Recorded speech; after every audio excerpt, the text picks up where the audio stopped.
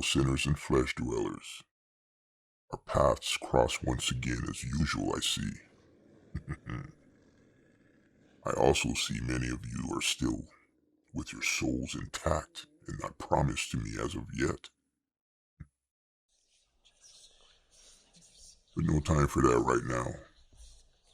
I have things a bit more pressing to discuss with you. So let's do that. You know, I really wasn't into politics before I started hanging with you flesh dwellers and sinners. But I must say, it's very addictive and entertaining to me now. Big Daddy Trump is making big headlines once again, I see. Today was his big day, it appears. Trump had to go see the man in the courthouse today about a little bit of business. Love him or hate him, Donald Trump pled not guilty to 34 felony counts of falsifying business records in New York.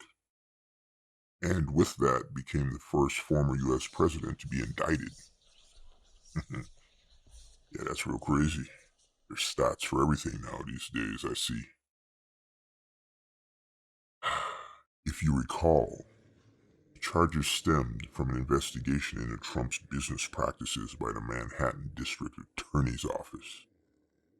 Believe it or not, this investigation began in 2019, and just last week the grand jury returned the indictment. So what are we looking at right now anyway? The charges against Trump includes the following: grand larceny in the 3rd degree, conspiracy in the 4th degree, falsifying business records in the 1st degree, offering a false instrument for filing in the 1st degree. There's a lot of degrees to this, huh? So what does that mean then? The indictment alleges that Trump and his company, the Trump Organization, engaged in a scheme to defraud banks and other lenders by misrepresenting the values of Trump's assets. Sure, it was a couple little white lies here and there. Look, no matter his outward demeanor, keep in mind, this indictment is a major setback for Trump, who has repeatedly denied any wrongdoings, and is expected to fight the charges in court when the days come. The indictment is also a very major moment in American history. Trump is the first former U.S. president to be indicted. The charges against him are serious, and they could potentially lead to his imprisonment. Very unclear is what the future holds for Trump now. He could be convicted of the charges and sent to prison, or he could have several options. He could be acquitted, possible, or the charges could be mysteriously dropped. Trump could possibly reach a plea deal with the Manhattan District Attorney's Office.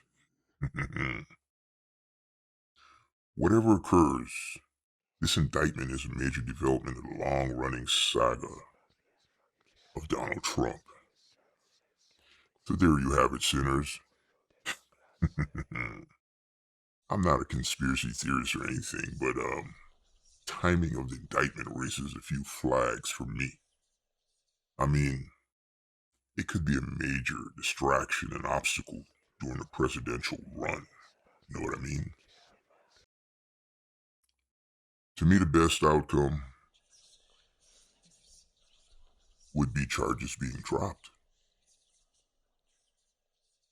I mean, that would be the best outcome, right? Maybe an acquittal, secondary, I don't know. Worst outcome? Worst outcome is prison. But I highly doubt a former U.S. president on charges such as these will ever see prison. But, I could be wrong. Anyway, the saga's just begun. I'm sure there's plenty more to come. While we wait for the next episode, though, about those souls that are still intact, there's gonna come a time I won't be asking nicely for them. And I will remember those who gave them to me on their own.